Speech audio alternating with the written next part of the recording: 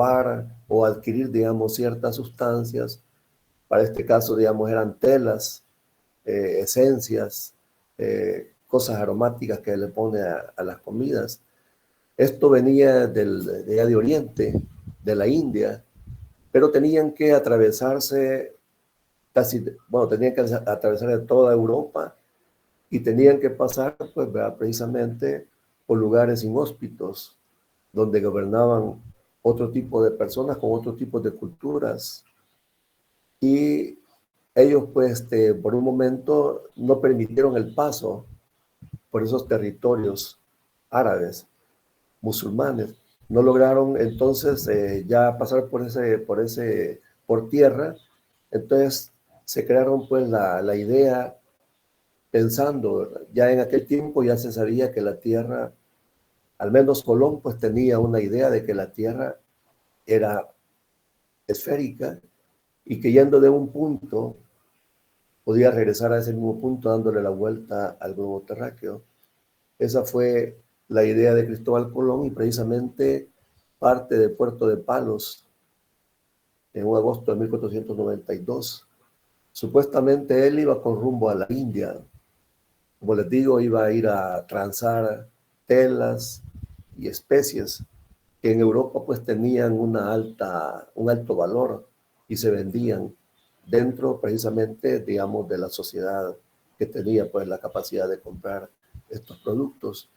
Así es como inicia todo, con un viaje inesperado que resulta que supuestamente Colón creyó que había llegado a la India.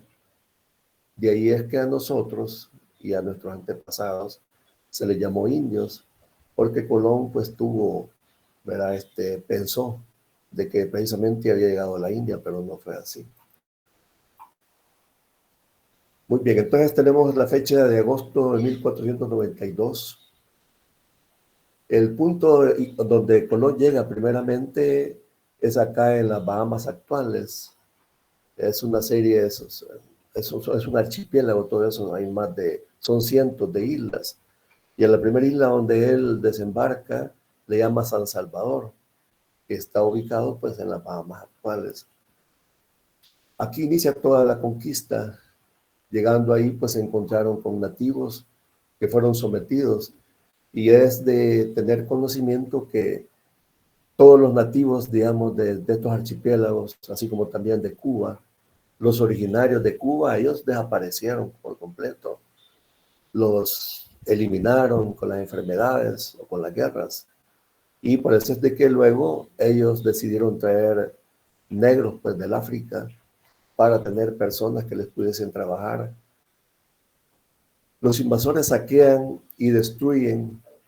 Primeramente en 1520 destruyen Tenochtitlán. Los invasores quedaron asustados cuando vieron el esplendor de esta ciudad. Era una ciudad bellísima, según se tiene información de algunos historiantes. Quedaron asustados al ver, no creían que existieran semejantes construcciones en un territorio donde para ellos pensaban que nosotros éramos salvajes. Así también, en 1524, o sea, 4 años después, Pedro de Alvarado invade sangrientamente Cuscatán. Ya vamos a ver más adelante qué es Cuscatán. Y entonces acá, en este periodo de tiempo, de 1500 en adelante, se inicia uno de los mayores etnocidios que hasta la fecha pues se conocen. Ellos persiguieron eliminar el espíritu, la moral de un pueblo. Ellos querían eliminarlo, todo su pensamiento como colectividad sociocultural diferenciada. Ellos creían que nosotros éramos salvajes y entonces se dispusieron a atacar la identidad, el sistema político que aquí existía un sistema político, había una organización social, que habían diferentes grupos sociales que pertenecían a diferentes capas, había una lengua que se hablaba acá ya en nuestro territorio. O sea, nosotros teníamos una manera de comunicarnos con nuestros semejantes y teníamos, por supuesto, una religión, teníamos pues una diversidad de dioses. Y por supuesto teníamos una cosmovisión, o sea, teníamos una visión del mundo y de todo lo que nos rodeaba. Vamos a ver, digamos, cuál fue la trayectoria de, del viaje de nuestros ancestros a Centroamérica. Aquí es importante que tratemos de hacer la diferencia entre lo que es Nahuatl y Náhuatl, que son dos cosas completamente diferentes. Si bien nuestros orígenes son Nahuatl, pero ya asentados acá en nuestro territorio, cuando los náhuatl se mezclan con los pipiles, entonces surge una nueva categoría que es náhuatl pipil. Y pues precisamente también surge, digamos, por así decirlo, un idioma un tanto diferente al náhuatl que se hablaba en México. Esta es la trayectoria que hicieron nuestros ancestros, pues desde Utah, el actual Utah, allá por el año 2700 antes de Cristo, es que ellos pues deciden moverse desde el norte hacia el sur, pasando por México. Ahí en México se asentaron, pues, y ahí, ustedes recordarán, se desarrollaron dos culturas que bien no eran, bien cierto, no eran lo mismo, pero tenían muchas cosas en común, como lo fueron los mayas y los aztecas. Los mayas se desarrollaron en la parte más norte de México, en la parte alta, y los aztecas se desarrollaron más en la parte baja. Eran enemigos, pues eran diferentes grupos. Vamos a referirnos a quienes llegaron hasta acá, que emigraron hasta nuestro territorio. Ellos son de descendencia azteca. Desde Utah bajan a México y ahí se asentaron por la zona de Jalisco. Ahí pues crearon sus territorios. Inclusive en los mismos Estados Unidos hay muchas lenguas nativas que tienen un tronco común con el náhuatl mexicano y el náhuatl pipil nuestro. Hay palabras en común muy parecidas. Hay diferencias mínimas. Por ejemplo, el náhuatl mexicano utiliza la X. Nosotros no utilizamos la X. Utiliza también la combinación de la T con la L. Nosotros no la utilizamos. Los náhuatl mexicanos usan la letra O. Nosotros, el náhuatl pipil, no utiliza la letra O. Es una letra que está fuera, ¿verdad?, de nuestra manera de hablar. Y luego pues vienen a sentarse hasta El Salvador, la parte de Honduras. Hasta acá, este es el recorrido que hicieron nuestros ancestros, desde la parte norte de México hasta llegar a nuestro territorio, El Salvador. Esto es bien importante, sobre todo lo que les decía, que tratar de diferenciar lo que es el náhuatl, que es el mexicano, y el náhuatl, que es nuestro idioma, náhuatl pipil, ¿verdad? Que sí tienen un tronco común, hay palabras que se dicen casi igual, pero es una pequeña variante. Y el pipil también fue una manera despectiva de cómo se nos identificó los mexicanos cuando llegaron con los españoles. Los españoles traían con ellos, pues, náhuatl. Ustedes al escuchar la manera como nosotros aquí hablábamos el náhuatl, para ellos era una forma, digamos, ya desnaturalizada, era una forma deforme, era un náhuatl como infantil, decían ellos. Ellos consideraban que nosotros hablábamos como niños, y de ahí pues el calificativo de piqui.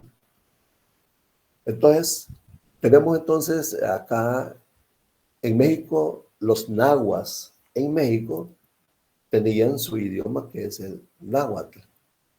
Vamos a ver entonces, a través de la migración de México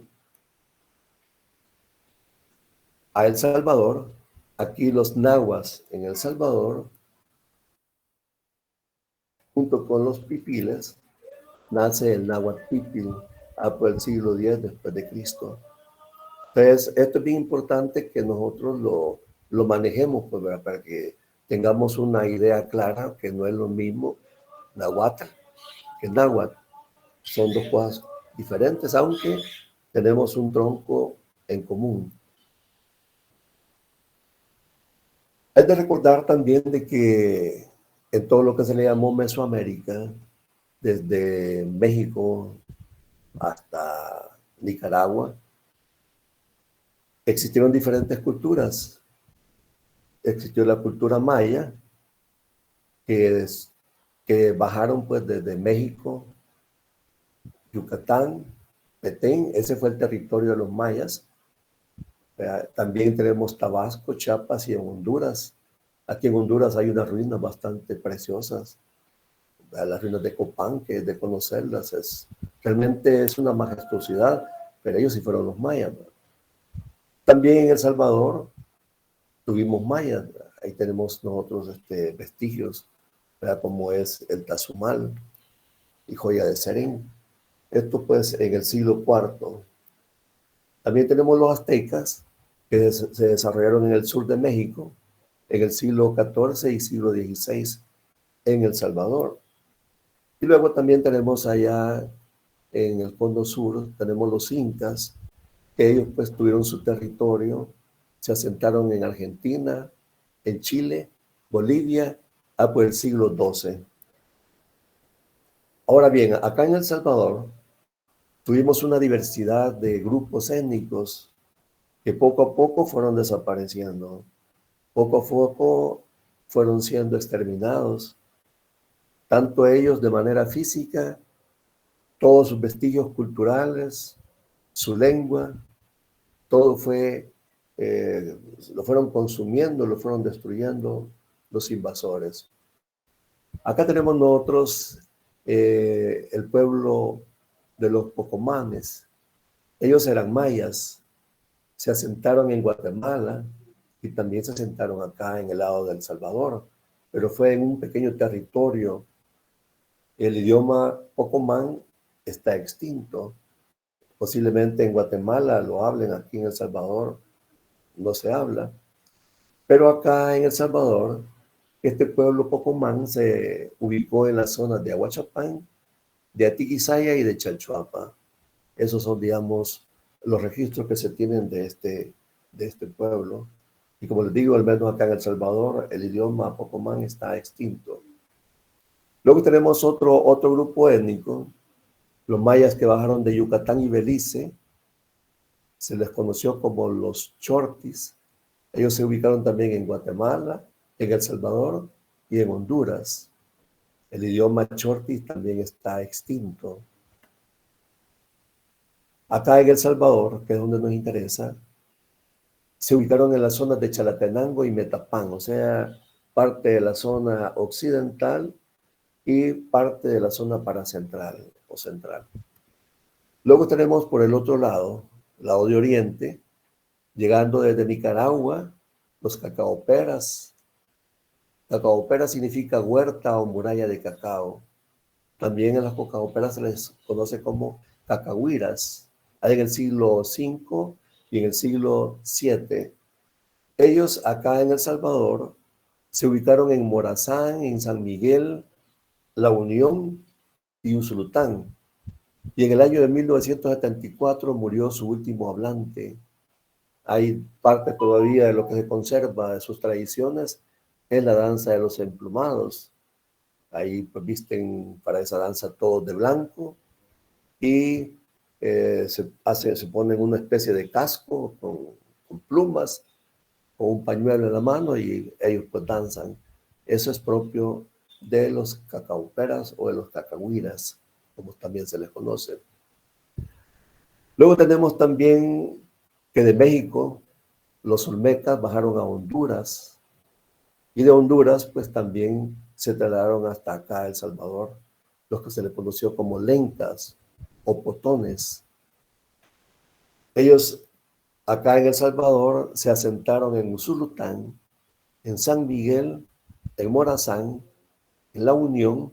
Su lengua lenca desapareció hace más de 100 años. Como ustedes observarán, Esas cuatro formas de comunicarse, esas cuatro lenguas, están extintas. Solamente acá en la zona occidental y parte de la zona central, donde se asentaron, que bajaron, como ya lo vimos anteriormente, desde el norte al sur, los mexicanos eran toltecas en el siglo X a.C., los nahuas pipiles, y el idioma, pues, el idioma náhuatl, náhuatl pipil. Si ustedes observan esta área, comprende desde Aguachapán, La Libertad, La Paz, Santa Ana, San Salvador, Chalatenango, Sonsonate, Cuscatlán y San Vicente. Fue pues la comunidad más grande que hubo pues, en todo El Salvador. Y es la única que todavía conserva su idioma original en algunas regiones todavía de El Salvador.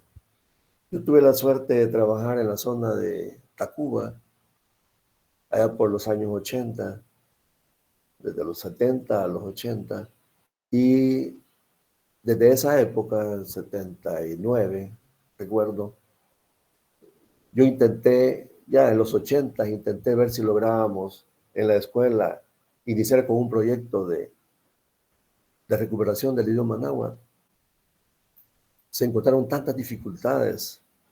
Primeramente, los jóvenes no se sentían cómodos porque para ellos era algo ya pasado de moda a lo mejor, o algo humillante acaso, o que les bajaba, digamos, su perfil social, que les dijeran que eran indígenas. No les parecía mucho, pero eso tal vez no fue todo. Me recuerdo que fui al Ministerio de Educación, en ese tiempo yo desempeñaba un cargo en la administración educativa, lo que ahora son supervisores. En ese tiempo no se les llamó supervisores, sino que se les llamó directores de núcleos. Yo era director de núcleo de una parte de Tacuba. Bajo de mi persona, pues, estaba la administración de varias escuelas. Entonces, en esa área yo quería implementar el rescate del idioma. Y fui al ministerio, les llevé el proyecto. Les cuento esto como parte de la historia, pues, para que vean que ha habido gente, digamos, que siempre ha estado interesada, pero muchas veces predomina la ignorancia o la mala voluntad o la pereza, a lo mejor la pereza cultural. Recuerdo que en el ministerio me dijeron de que no se podía porque tenían que pedir permiso a México, porque el náhuatl era una lengua mexicana. Un craso error, pues desconocían que el náhuatl pipil nuestro no tiene nada que ver con el náhuatl mexicano. No teníamos que pedirle permiso a nadie. Sin embargo, eso estuvo truncado, no se pudo. Recuerdo que no me quedé a gusto y me fui para Sonsonate, fui a buscar al cacique vitalicio. En los años 80 el cacique vitalicio se llamaba Aquino Lisco. Aquino Lisco era un prototipo del náhuatl mexicano, chiquito, panzoncito, con sus caites, ¿verdad? Con su ropa de manta. Con él me fue peor. Llegué y le expliqué la idea que tenía de ver si podíamos dar náhuatl ahí en el territorio pues, donde yo trabajaba. Y me resultó bien molesto. Y me dijo algo así: ustedes no están autorizados para enseñar náhuatl. Los mestizos no tienen por qué enseñar el náhuatl. Los únicos que podemos enseñar el náhuatl somos nosotros, los nahuablantes. Así me dijo y salí de ahí con mi proyecto debajo del sobaco. Bueno, también conocí ahí en Izalco al doctor Aroche, o Arocha. Tenía un libro manuscrito sobre todo, digamos, la lengua. Sin embargo, en el Ministerio de Educación no se lo quisieron imprimir. Para que vean ustedes, digamos, cómo es que se ha desvalorizado, cómo es que no se le ha dado el valor que se merece a algo pues tan nuestro, tan propio, tan bello como es el idioma náhuatl pipil. Y ahora sí, yo he observado y he visto material en internet, he visto material del Ministerio de Educación. Lastimosamente, el gobierno anterior, las administraciones anteriores, hicieron un montón de material y ahí está tirado. Presiento de que este nuevo gobierno no lo va a tomar en cuenta y van a dejar abandonado un gran esfuerzo que ahí está, pero que aquellos también no lo lograron implementar. Solo lo hicieron, se quedaron con que sí ya lo tenían, pero no capacitaron maestros, no enseñaron la manera de cómo poder, digamos, difundir el idioma, no le dieron el impulso que se necesitaba a nivel de toda la artillería comunicacional, como es la televisión, la radio y ahora el internet, y ahí está el material, lastimosamente. Sin embargo, hay universidades que sí están haciendo un gran esfuerzo, y a mí me consta, la Universidad Tecnológica, ahí se está trabajando con la lengua náhuatl. Hay una materia, también la de los mártires de la UCA en la universidad también están trabajando. La Universidad de El Salvador parece ser de que como que quiere y no quiere, o a lo mejor no tiene las personas idóneas. Y me alegra mucho y me lleno de mucha satisfacción y orgullo el que acá en la Universidad Panamericana, en Ahuachapán, pues se le esté dando el valor que se merece a nuestra lengua. Ahora veamos la palabra Cuxcatán. Cuxcatán realmente es el nombre original de Cuscatlán, que es lo que se fundó acá con la venida de esos emigrantes que vinieron pues desde México, como ya vimos, empezaron el viaje desde Utah, Jalisco, El Salvador. Y aquí vinieron a crear lo que se conoció como el señorío de Cuscatán. Ahora bien, Cuscatán era la capital o fue la capital del pueblo náhuatl Pipil. Hay, digamos, un par de versiones, ¿verdad?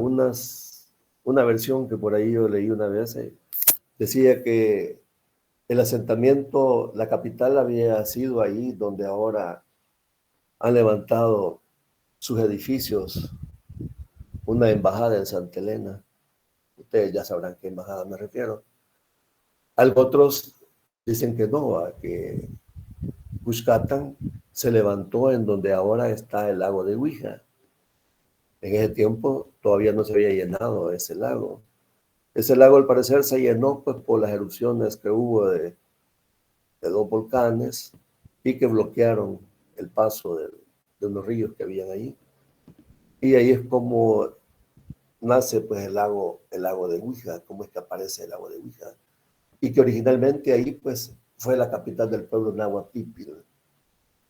Ahora bien, Cuscatán realmente significa en náhuatl Pipil la joya escondida. Ahora dirán ustedes, ¿por qué se llamará la joya escondida? Vamos a regresar entonces a esa migración. La persona que emigró desde México hasta este territorio era era un rey que perdió, digamos, su calidad moral y decidió, pues ya, digamos, él avergonzado, dejar su reinado allá en México y bajar digamos, con sus seguidores, con un grupo de personas que le tenían mucho aprecio. Esta persona es la joya escondida y su nombre lo podemos encontrar nosotros. Es Seaca Tupilzin. Seaca es el señor Uno Caña Tupilzin. Algunos le llamaban Quetzalcóatl. Es importante, digamos, que nosotros sepamos que Quetzalcóatl, digamos, tenía eh, dos ideales o dos formas, por decirlo así. Una que era la puramente, digamos, la del Dios, la de un Dios. y la otra la de un hombre Dios. Parecido, digamos, si nos vamos a lo que es la tradición cristiana, al Padre y al Hijo. Y al Hijo, pues también se le conocía como un Dios. O sea que habían Quetzalcóatl hombres y Quetzalcóatl el Padre, el Dios, digamos. Entonces, Zacatupiltzin era un sabio y la gente pues le tenía mucho aprecio, mucho amor. Cuando él muere, precisamente es enterrado en esa zona donde ellos habían crecido pues como pueblo, le llamaron Puxcatán, que quiere decir la joya escondida, refiriéndose a Seacatupiltzin, que está enterrado ahí en ese territorio. Para ellos, Seacatupiltzin era una joya que tenían escondido ahí en su territorio. Cuando cerremos este pequeño conversatorio, vamos a tener la oportunidad de escuchar un poema precisamente dedicado a Seacatupiltzin. Y ahí pues tenemos el nombre, Seacat. Eso es, Se es uno en náhuatl, ¿no? Se, Ume, Yei, Nahui. Así va la numeración. Entonces, Se es uno, Acat Caña, el señor uno Caña Topiltzin. Topiltzin aquí es como mexicano, aquí nosotros le diríamos Tupiltzin con U en vez de O. Se asentó en lo que ahora es la capital de la República de El Salvador, aunque algunos historiadores, según sus estudios, consideran que se asentaron en lo que es ahora el lago de Huija. Ahí queda, pues, realmente confirmar uno o lo otro, pues, es bastante temerario. Sin embargo, pues, sí, pues, se asentó, fue un pueblo que se asentó en El Salvador.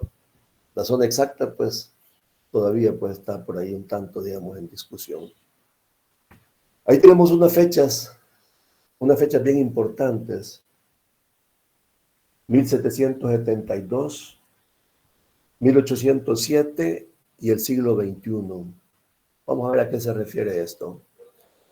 Digamos que fue un proceso de aniquilamiento de la población náhuatl.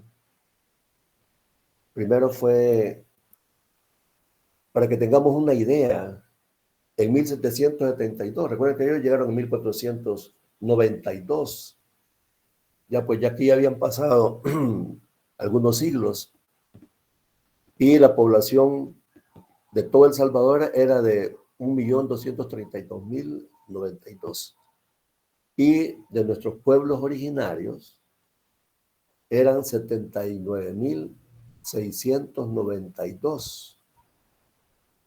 Y otros que eran menos, 52.400. Aquí lo que nos interesa es ir viendo cómo la población nuestra fue en disminución.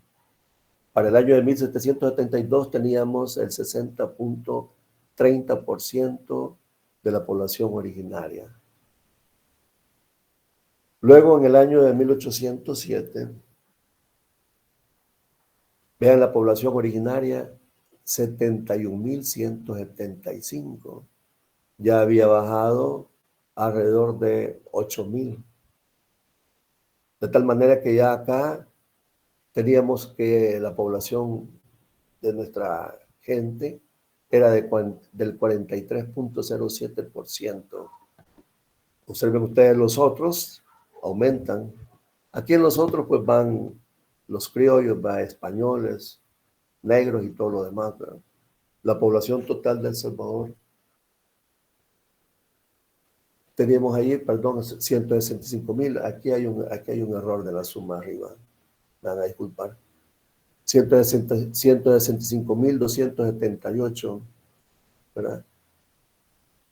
Ustedes pueden observar y lo que nos interesa ahorita es ver cómo es que fue mermándose la población, cómo se fue mermando y hasta que ya en el siglo XXI la población originaria es del 10% de este siglo que acabamos de dejar. Vean ustedes cómo fue bajando el 60, 43 y ahora pues tener, digamos, una población del 10%. Ya, por ejemplo, en Tacuba, Ya no, ya los nuevohablantes tal vez habrán unos 3, 4 o 5 a lo sumo. Ya no hay nuevohablantes en Tacuba. En Izalco sí tenemos nuevohablantes, hay bastantes nuevohablantes, y en otros pueblos, pero donde más se conservan, digamos, nuestra población originaria es en Santo Domingo de Guzmán, donde ahí sí, pues, las personas en sus casas hablan náhuatl, los niños, algunas que otras palabras, aunque también no les interesa mucho, pues, preservar el idioma. Pero lo que nos interesa ahora es ver cómo poco a poco fue disminuyendo la población nuestra hasta llegar a lo que actualmente andamos en un 10. Y de allá para ahora, pues a lo mejor sea un 9%. Es tremenda realmente la situación. Aquí tenemos una explicación de por qué se diezmó la población originaria. Ya de alguna manera habíamos mencionado algo al respecto. ¿Qué fue lo que trajeron los españoles invasores? Trajeron enfermedades y trajeron guerras. Los españoles trajeron las famosas enfermedades venéreas a nuestra población y pues nuestra población era más débil, pues, eh, nunca habían padecido este tipo de enfermedades y fueron pues diezmados pues, de una manera bastante grave. De igual manera las guerras, pues, todo territorio donde llegaban los españoles tenían que someter a nuestros pueblos y pues por consiguiente pues desaparecía nuestra gente. Aparte de eso, pues fueron utilizados en todas las, digamos, todos los quehaceres agrícolas, ¿verdad? Que ellos tenían, ¿verdad? Talar árboles, abrir carreteras, los cultivos, ¿verdad? Que en ese tiempo pues fue el añil, fueron utilizados, pues, ¿verdad? No solamente la población nuestra, y cuando los españoles vieron que la población nuestra pues estaba prácticamente terminándose, fue que decidieron traer negros, porque también ustedes sabrán, pues la raza negra es digamos, otra categoría de organismo, tiene más capacidad de aguante, tiene más capacidad para trabajar, tiene más resistencia al agotamiento. Son unos seres humanos dotados, pues, de ciertas capacidades físicas que los demás no las tenemos. Ellos vieron en los negros, pues, la manera de cómo mantener sus cultivos, de cómo mantener sus empresas que poco a poco pues iban ampliándose. Ya vamos a ver cómo pues las tierras también poco a poco pues fueron desapareciendo de los dominios de nuestros ancestros. Entonces esto, las enfermedades y las guerras, trajo la eliminación física y la eliminación cultural de nuestra gente. Como les digo, agotados. Y por otro lado también, pues, atacaron la parte de nuestra cultura. Todo esto frente al despojo de las tierras comunales. Las tierras comunales en nuestro territorio se les llamó los ejidos. ¿Qué era un ejido? Un ejido era una porción de territorio donde se cultivaban pues maíz, frijol y algo otras, digamos, hortalizas que se utilizaban para la alimentación y eran pues de beneficio común. Por decir algo, digamos, esta colonia donde yo vivo, supongamos que vivamos acá unos 1.500 personas. Estos 1.500 personas, imagino cada algún miembro de la familia, junto con las demás de otras familias, se encargaban de cultivar pues, el maíz, el frijol, hortalizas. Se cultivaban para todos. Luego pues eran repartidos entre todos. Era un sistema, digamos, de tipo comunismo primitivo, en donde todos trabajaban y todos disfrutaban de los beneficios, del usufructo de la tierra. Entonces a esto se le llamó ejidos. Ya vamos a ver más adelante cómo es que terminaron los ejidos y en manos de quién y qué cultivos pues llegaron a suprimir el cultivo del añil, del maíz y del frijol. Para esto es importante que, si tienen oportunidad ustedes, conseguirse un libro que se llama El Salvador, la Tierra y el Hombre, de David Baldwin. David Baldwin nos presenta una tesis ahí, es un trabajo bastante extenso que hizo. Vean ustedes, un extranjero vino aquí a hacer todo este trabajo sobre, digamos, el proceso de aniquilamiento de los ejidos. Cómo es que nuestros padres próceres se repartieron todas las tierras y fueron aniquilando los ejidos poco a poco. Ya vamos a ver cuál fue el proceso. Ahí podemos leer nosotros, ver cómo los próceres, ¿verdad? Todos se convirtieron en latifundistas, pues. Eran dueños de cientos de caballerías, ¿no? Primeramente, caballería, digamos, solamente tierra, ¿verdad? Después se le fue, digamos, agregando otras extensiones de tierra cuando ya se inició otro tipo de cultivo diferente al que se estaba haciendo en las épocas en que ellos llegaron a tomar posesión de nuestro territorio. Para entonces tenemos acá nosotros, digamos, dos fechas o dos periodos de fechas claves para entender qué fue lo que sucedió durante todo este proceso. Un periodo es el año de 1821 a 1833. Vean ustedes, 1821, estamos hablando de la independencia hasta 1833.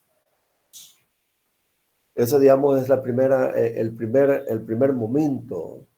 Allá por 1833 surge un líder precisamente dentro de nuestro grupo étnico. Allá, pues, la otra fecha, de 1831 a 1930, casi 100 años después, en 1833, 1930, surge otro liderazgo en Occidente. Allá en 1830 y tanto fue en Oriente y en 1930 y tanto aquí en Occidente. Estamos hablando precisamente de Anastasio Aquino, un nonualco, náhuatl pipil, allá por la zona, pues, ¿verdad? La zona próxima al Oriente.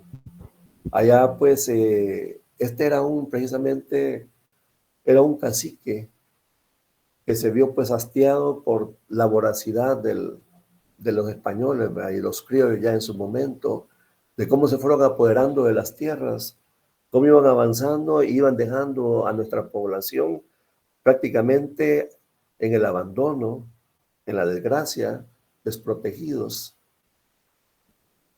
Y acá, pues, del lado nuestro, de Occidente, tenemos a Feliciano Ama, también náhuatl, nada más que este es cisalqueño.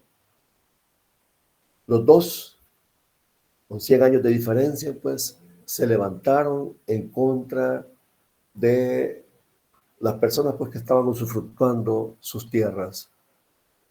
Acá en 1821 al 33, tenemos nosotros de que la república se estaba, digamos, organizando.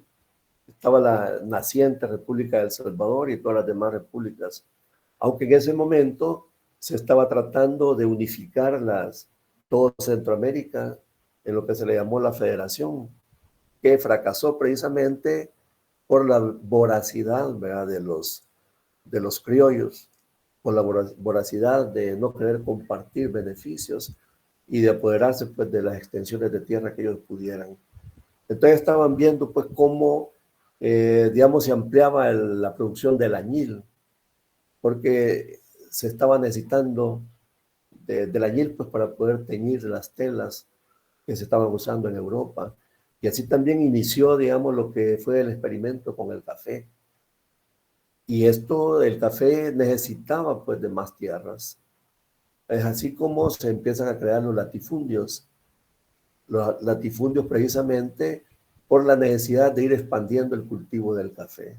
Hasta entonces todavía no se había proclamado, digamos, una ley para quitarles del todo los terrenos a nuestra población ancestral, sino que todavía estaba aquello un tanto, digamos así, indeciso, ¿no?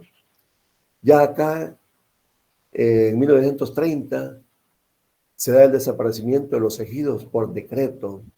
Ahí sí se da, y ahí lo podemos ver nosotros en El Salvador, la tierra y el hombre, ¿no?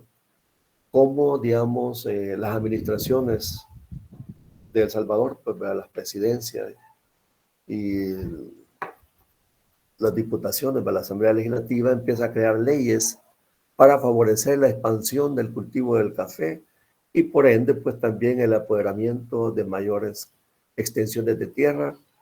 Y se les decía, digamos, a los terratenientes, supongamos que tenían ya una extensión de 50 caballerías, por decir algo. Entonces se les decía, miren, está este decreto en donde si usted quiere, digamos, ser dueño de otras 50 caballerías, tiene que sembrar por ley café, ¿verdad? Y aquí tenemos el café, siembra el café, y esas otras 50 caballerías son de ustedes. Así fue como los terratenientes fueron ampliando su territorio y nuestra población originaria fue perdiendo precisamente el poder que tenía de ser dueños de sus tierras. Y el patrón, pues como un alma de Dios cristiana, les dijo pues, ¿verdad? Que no, que él les iba a dar espacio ahí en sus tierras, que iban a quedar como colonos, ¿verdad? Que solo les cuidaran sus propiedades, que si alguien se metía a cortar naranjas, que lo mataran. Bueno, en fin, ¿verdad? Y que iban a tener, digamos, un su pedacito para que cultivaran maíz y frijol.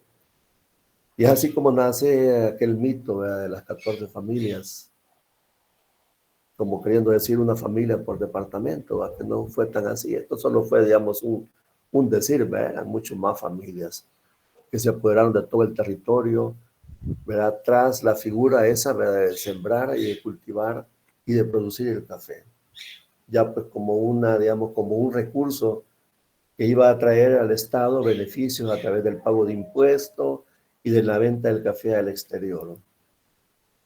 Muy bien. Esta fecha de 1932 es una fecha muy, muy histórica, muy de ingratos recuerdos para la zona aquí nuestra de Occidente, que es la que nos interesa. Se da pues que los pueblos originarios de El Salvador, de descendencia náhuatl pipil, todavía dice que contaban con un 25% de tierras comunales, o sea, de ejidos, ya les habían quitado el 75%. Y estamos hablando de Huayuba, de Nahuizalco, de Izalco y de Tacuba, 4 territorios que representan precisamente, ¿verdad?, lo que es Aguachapán, Sonsonate. Acá en estos territorios, los campesinos se sublevaron con picos, palas y machetes para negarse a entregar sus tierras. Aquí hay una novela muy importante que nos narra este episodio sangriento de nuestros tatas. Se llama Cenizas de Izalco. Según ustedes la han leído, recordarán, ahí hay una parte pues donde se describe pues la manera como fueron asesinados los campesinos, cómo se les llamó al parque a decirles que iba a haber, digamos, un perdón, ¿verdad?, para aquellos, ¿verdad?, pero que tenían que llevar su machete para entregar el machete.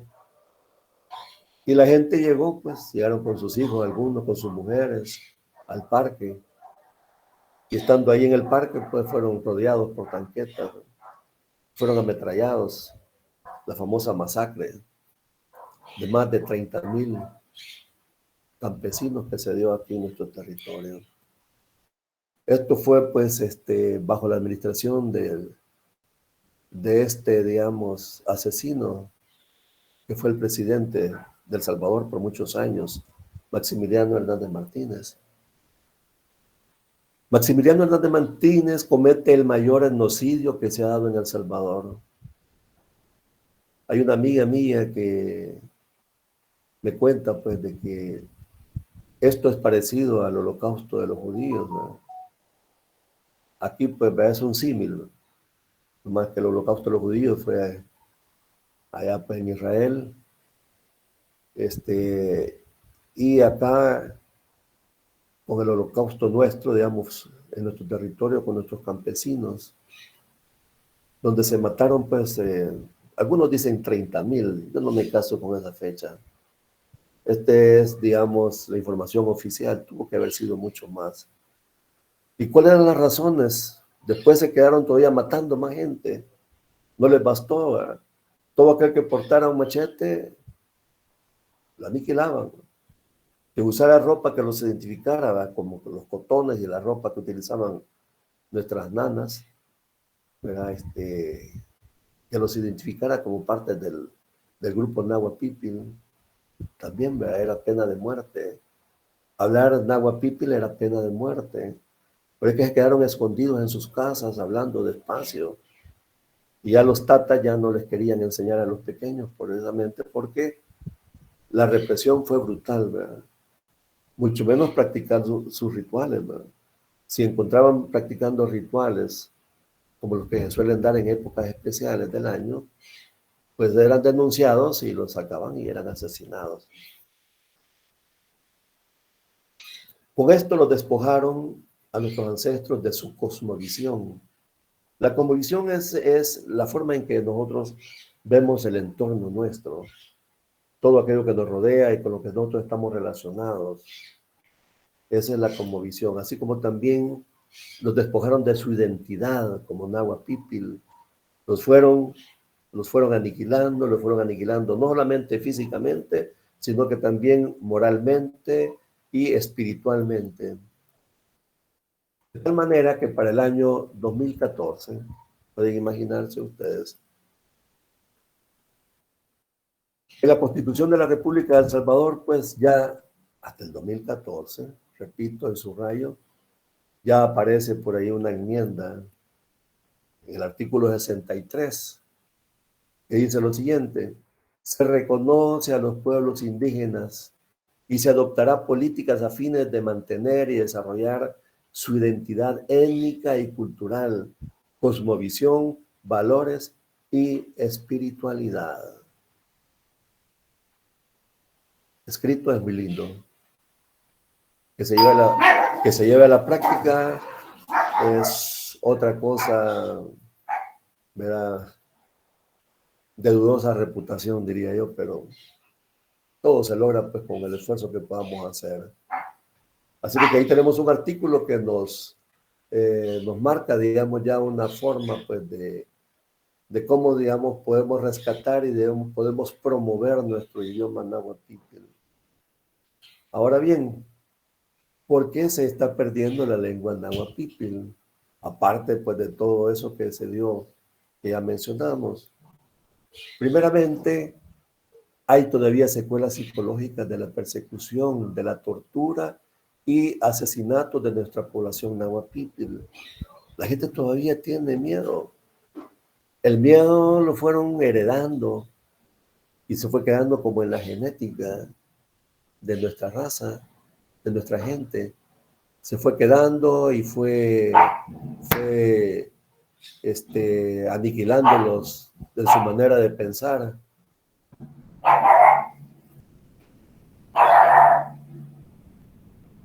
La pobreza extrema también. Permítanme, por favor, un segundo.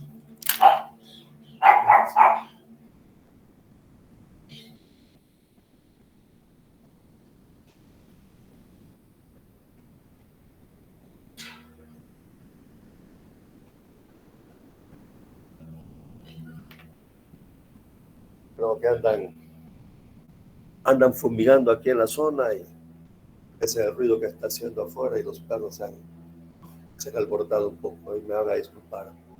Decía entonces que la pobreza extrema en las comunidades de nahuablantes, especialmente en Santo Domingo de Guzmán, es algo que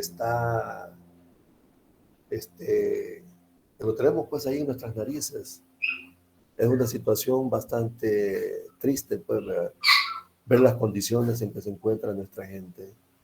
Aquí nomás en Santo Domingo de Guzmán, a pocos kilómetros de Sonsonate. Así también La carencia de vivienda digna en las comunidades de los pueblos originarios realmente están adoleciendo pues de las mínimas, digamos, la mínima calidad y la mínima este, lugar pues donde ellos puedan vivir de una manera adecuada como seres humanos. Así también tenemos la falta de organización social en las comunidades de nahuatlantes. A pesar de que sí, digamos, hay una organización, pero no es funcional del todo. Se necesita de mayores liderazgos, se necesita de personas que puedan conducir, digamos, a todos estos grupos que han quedado en el olvido y que es urgente sacarlos de las condiciones en que se encuentran.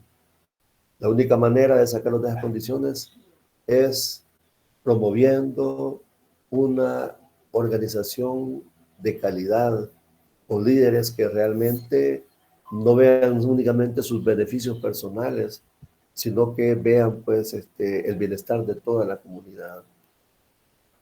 Así también existe desconfianza y temor de nuestros nahuatlantes hacia el mundo exterior. Uno llega ahí y ellos desde que lo ven a uno, ya, y qué querrá, ¿verdad? Viene a aprovecharse de nosotros, solo vienen a sacar lo que a ellos les interesa. Si son estudios, solo vienen a hacer su estudio y se van, y nosotros nos quedamos igual. Vienen que cuando uno se enfrenta a ellos y está cara a cara, se les siente a ellos, ¿verdad?, la desconfianza de nosotros, a pesar de que uno trate de identificarse con ellos, pero ellos pues tratan de mantener siempre una distancia. Los jóvenes en las comunidades de nahuatlantes ven el idioma náhuatl pipil como algo del pasado, como algo que ya no está de moda, algo pues que no merece, digamos, el por qué, digamos, rescatarlo, por decirlo así. No le encuentran ellos ningún beneficio. Así también hay abandono del Estado en las comunidades de los pueblos originarios. Parecería que al Estado no le ha importado durante todo este tiempo, al menos hasta ahora. Falta ver pues si digamos, administración actual logra darle pues, a todas estas personas que son salvadoreños, y aparte de eso son las únicas personas que representan nuestra cultura, que representan lo original de estas tierras. Esas personas tendrían que estar en otro tipo de condiciones. A lo mejor solamente cuando necesitan votos se les acercan. Y eso ellos ya lo entendieron y por eso es que ellos son muy desconfiados con el mundo exterior. Situación de precariedad económica, de salud, de educación, de agua potable, de alimentos, de empleo. O sea, hay carencias de todo en esas comunidades. Se necesita, no que haya una unidad de salud, se necesita que haya un hospital, o al menos algo parecido a un hospital con suficientes médicos. Se necesita que todos tengan agua potable, se necesitan alimentos de calidad, se necesitan empleos. Son zonas que podrían dar mucho, porque tienen mucho que ofrecer al exterior, al mundo exterior, a los turistas. Pero un turista no va a querer llegar a un lugar ahí donde hay carencia de todo. Entonces hay necesidad de crear condiciones al interior de estas comunidades, como decir alojamientos, hostales, como decir comedores. Hay 2 o 3 comedores que no dan abasto a 25, 30, 50 personas, no lo dan. Entonces se necesitan lugares y con condiciones mínimas de higiene, de presentación y todo eso, pues para que el turista cuando llegue pueda encontrar un ambiente confortable, un ambiente sano, un ambiente que invite a poder decirle a otros amigos turistas allá en el exterior, miren, conocí a El Salvador, un lugar que se llama Santo Domingo de Guzmán, es muy agradable, muy cordial, y todo esto, pues necesitamos todo eso. Y si recuperamos nuestra lengua, un poco más de lo que ya está haciendo, pues van a haber mejores condiciones en los lugares. Ahora bien, ¿qué hacer? ¿Qué podemos hacer entonces? Por un lado, exigir al Estado que asuma su responsabilidad para con el sector de nahuablantes. Que el Estado vuelva los ojos hacia esa gente, hacia nuestra gente, hacia nuestra sangre, donde está la esencia de nuestros orígenes. Hay que sacarlos de esa situación en que ellos se encuentran. Y los responsables de sacarlos es precisamente el Estado, todo en su conjunto. Todo en su conjunto. Así también es necesario promover el empoderamiento de la identidad náhuatl Pipil, o sea, crear todas las condiciones para que los niños, a partir de los niños, los jóvenes, los adultos pocos que hablan el náhuatl Pipil, se sientan ellos que ya no son utilizados, sino que por el contrario, se les está dando el verdadero valor que se merecen y que existe toda una política nacional para que podamos rescatar nuestra identidad náhuatl Pipil. Por decreto de ley, el idioma náhuatl Pipil sea reconocido y promovido en todas las instancias educativas, que se imparta desde parvularia, luego básica, bachillerato, la universidad, en las instancias económicas. Es decir, empezar, digamos, a que nuestra lengua sea utilizada de alguna manera en algunas transacciones de índole económica, culturales ya no se diga, municipales, señalizaciones locales y nacionales. Allí en Santo Domingo han iniciado con eso precisamente. Se pueden ver algunos lugares donde está el nombre del lugar en náhuatl. Eso es importante, señalizarlo. Yo tuve la suerte de estar allá en el otro lado del mundo, en Israel, y allí ustedes van a encontrar señalizado en todas partes, ¿verdad? En tres idiomas: hebreo, árabe e inglés. Y fíjense de que tuve la suerte en Israel de ir a un lugar, nos llevaron a un lugar que era un lugar donde llegaban era una zona como esos baños turcos, ¿no? Y todavía hay azulejos de aquella época, de 2000 años antes de Cristo. Entonces estamos hablando ya de 4000 años. Y todavía hay azulejos con escritos. Y nos dice una persona que nos estaba guiando: si ustedes van a traer a un niño a la escuela, cualquier niño que pueda leer y escribir, y lo traemos aquí, ese niño les va a leer lo que ahí dice en hebreo. Porque nosotros, los judíos, no hemos cambiado ni un punto a ninguna palabra de nuestra lengua. Pueden imaginarse.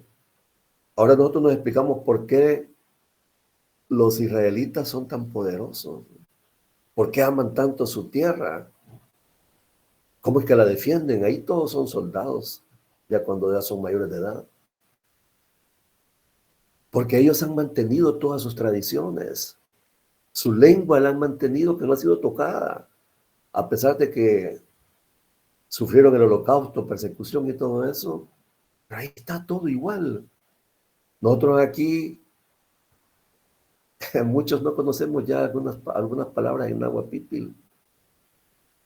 Y el castellano que hablamos, medio chapuceado. Y hay una mezcolanza, pues, de palabras. Promover la unificación de organizaciones de nahuatl es bien importante. Organizarlos bien, identificar bien sus líderes y darle las facilidades para que estas personas puedan, digamos, tener acceso como parte de la población original, que puedan tener accesos especiales a todo, a crédito, a educación y a todo lo que pueda hacer. Y por último, promover el rescate y práctica de la cosmovisión de los pueblos originarios. Esto es bien importante. Ahora bien, ya para ir terminando, por aquí tengo un poema que yo escribí hace algunos años, que es precisamente dedicado a Cuscatán, a la joya escondida, o sea, a Seacatupilsen. Voy a leérselos en castellano y se los voy a leer también en náhuatl. Lucero de la aurora, Tanecital, noble corazón nacido de Topoztlán, hoy Morelos. Yulutzin Nesgutik, Tepustan at Morelos. Nuestro Señor Unocaña, Seacatupilsin. Tutaxin se haga tu pilsin. Celestial nacimiento anunciado a tu madre por un hermoso pez cuando ella aún virgen era. Tagatilis ga y gaugu, tanaguatituk munan, ixegalachin michin, geman yaja, siwalsinyuk, gasga. Gobernaste Tula con gran sabiduría. Tictuk tictula, Wangwei tamactilis. Que a Tezcatlipoca hiciste enojar hasta tentarte, engañarte y emborracharte.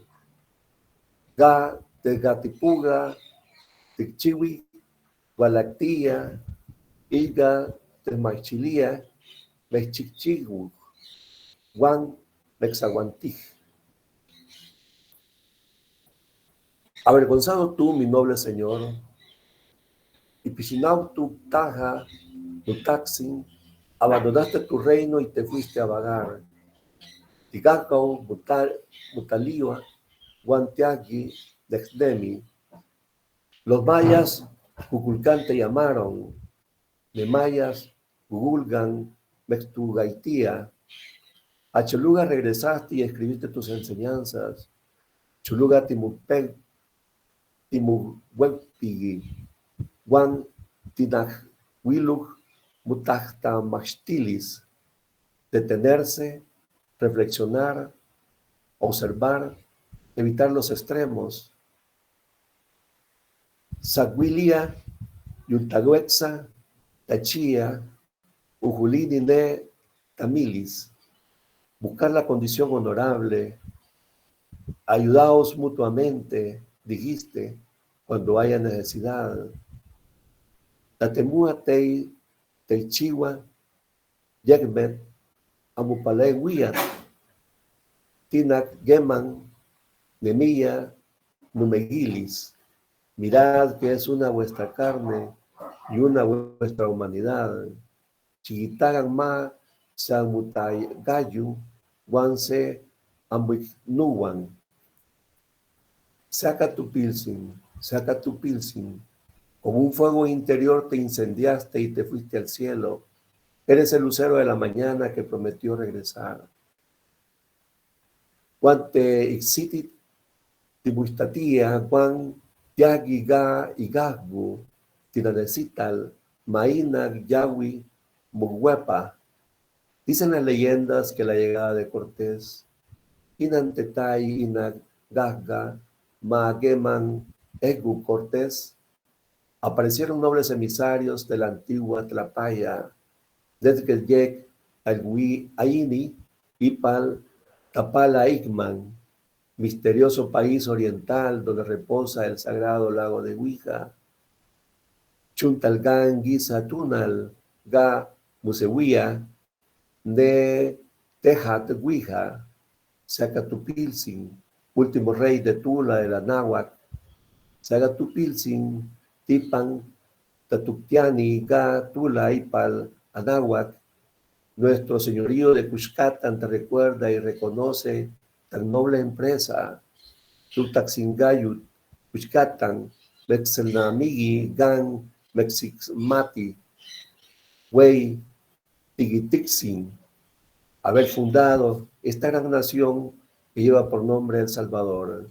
Iteguaini, Guaitecha, Ma, Yihuiga, Ituga y Cuscatán. Adiós. Timuitan de Manja. Gracias. Hasta pronto. La fuente de consulta de este conversatorio lo tenemos acá al final. Muchísimas gracias. No sé si hay alguna pregunta que no tenga la capacidad de contestarles. ¿Alguna duda?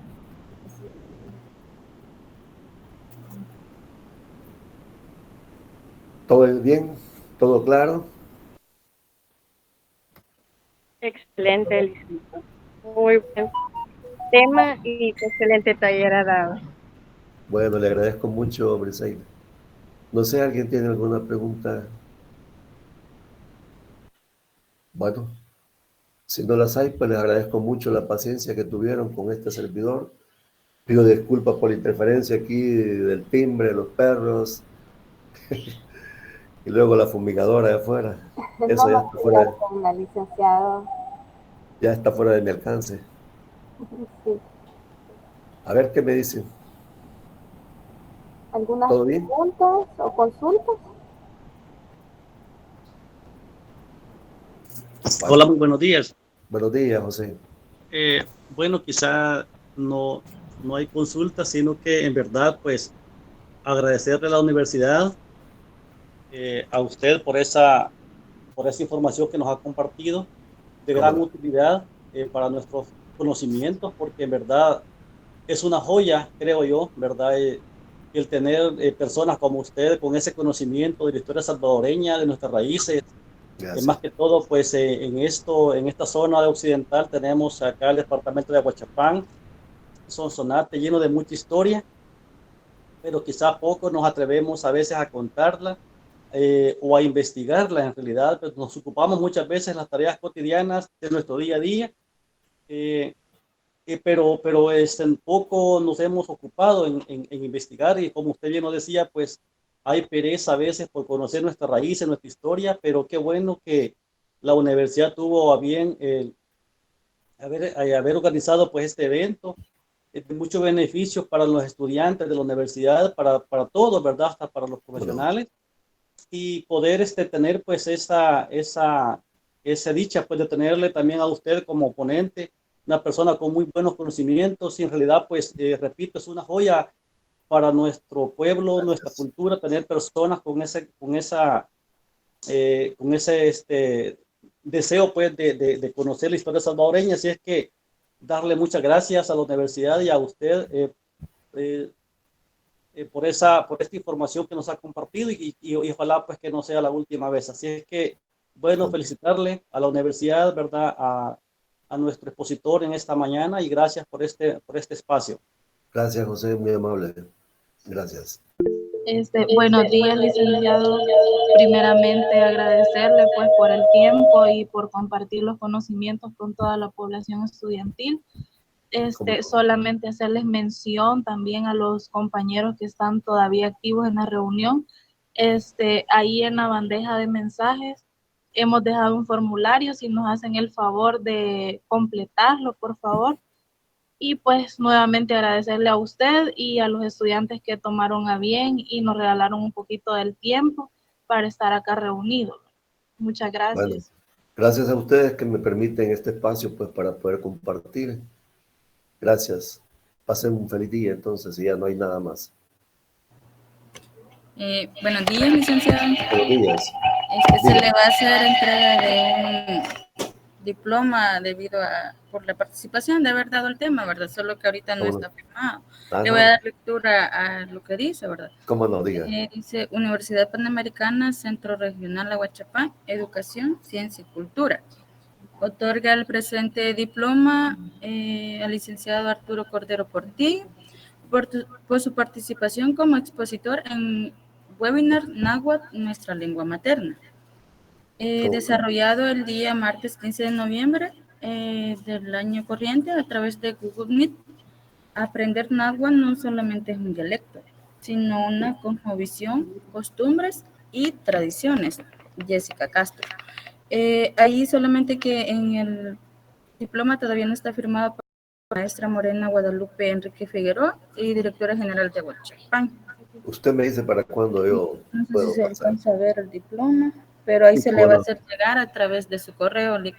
Va, cómo Gracias por haber participado en darle la exposición y todo. no, cómo no. Y a los compañeros que se metieron en la videoconferencia pueden ahí meterse en link para la asistencia. Ok. Solamente eso sería. Bueno, muchísimas gracias. Ahí, Sí, diga, yo soy la encargada de biblioteca. cómo no. Aquí también decían unos comentarios de los estudiantes de Karina Griselda. Gracias, licenciado Arturo, por compartir sus comentarios, conocimientos como la lengua náhuatl. Bendiciones, dice. Rosa del Carmen, sería tan amable de compartir las diapositivas, por favor. También Seguro. decía Rosa del Carmen. Y quiero ver otra, Hilda Yulisa, muchas gracias por la información. Rosa del Carmen, gracias, licenciado, Dios lo bendiga. Daniela Alejandra, muchas gracias por compartirnos de su conocimiento. Karina Concepción, excelente presentación, licenciado, felicitaciones. En lo personal me gustó mucho la ponencia. Esta es la parte de nuestra historia, la cual se nos debe de enseñar para conservar nuestra verdadera identidad. Bendición.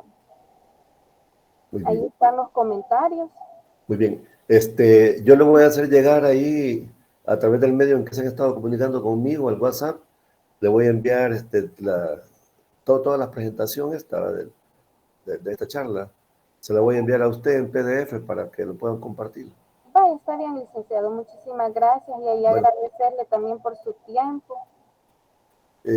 Si lo grabó alguien, pues tal vez me lo puede pasar por WhatsApp. Le voy a agradecer para Está ver bien. qué puedo hablar de lo de ahora.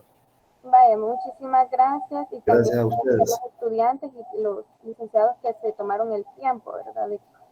De ¿Cómo no? escucharlo y muchísimas gracias, bendiciones. Feliz día. Cuídense todos. Gracias. Gracias a ustedes.